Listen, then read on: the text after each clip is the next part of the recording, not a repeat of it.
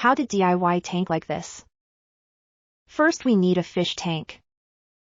30 centimeters or 35 centimeters, both okay. We need a filter pad.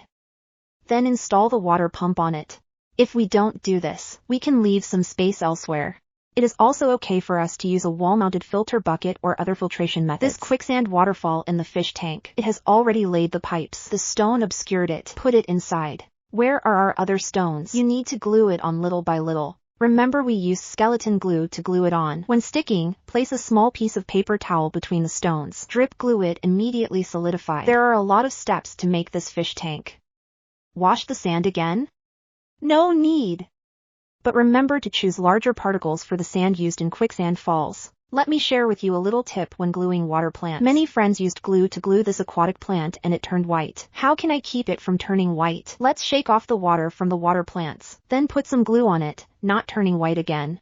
No matter you use 502 skeleton glue or professional watergrass glue. As long as it doesn't encounter water, it'll be fine. If you like this fish tank, please give it a like and share it. You can also have a try.